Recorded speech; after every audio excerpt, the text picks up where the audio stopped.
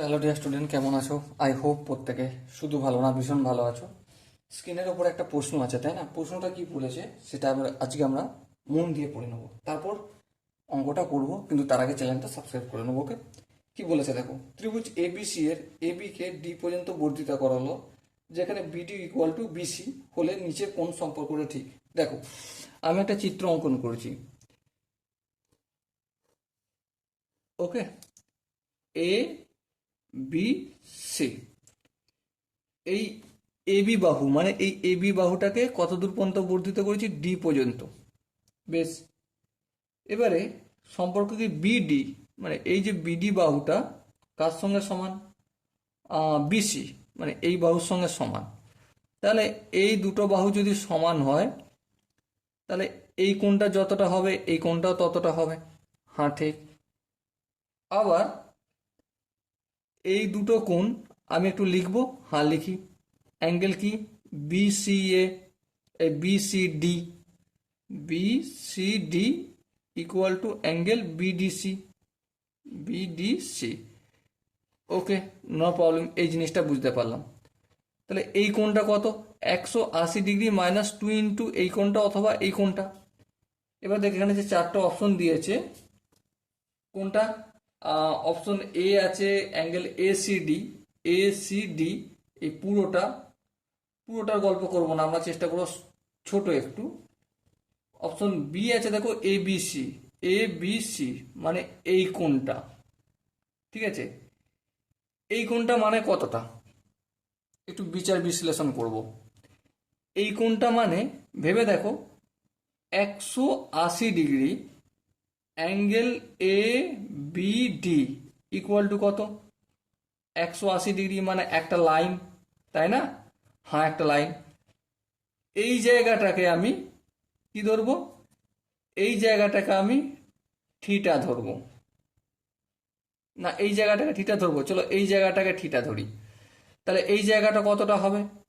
এই জায়গাটা যদি থিটা হয়, তাহলে এই জায়গাটা হবে 180 ডিগ্রি মাইনাস থিটা। হ্যাঁ, ঠিক। তাহলে এই দুটো যদি সমান হয়, তাহলে এটা যদি আলফা হয়, এটা যদি আলফা ধরি, তাহলে 2 alpha plus theta equal to 180 degree.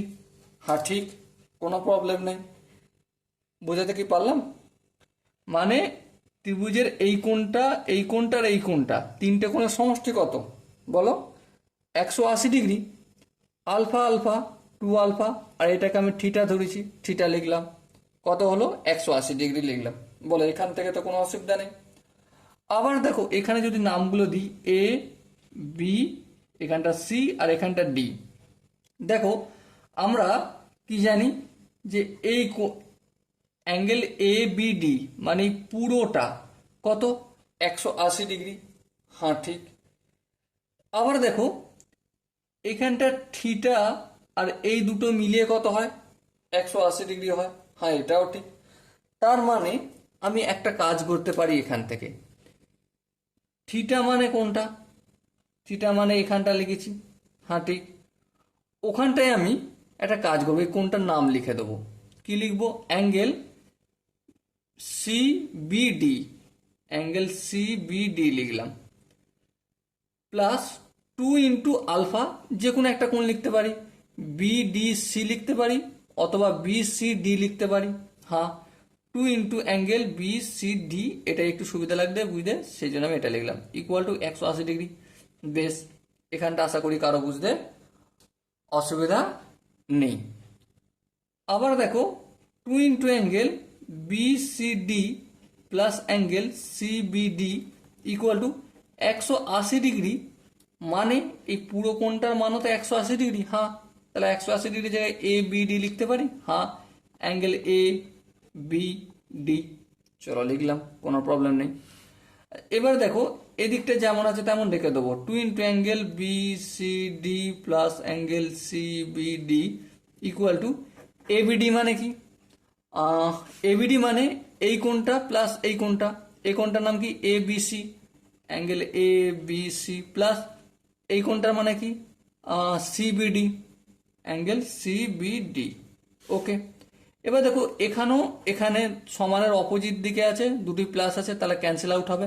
হ্যাঁ, ক্যান্সেল আউট হলে তাহলে কি পড়ে আছে, 2 into angle B C D equal to angle A B C, এটা হয়? হ্যাঁ হয়।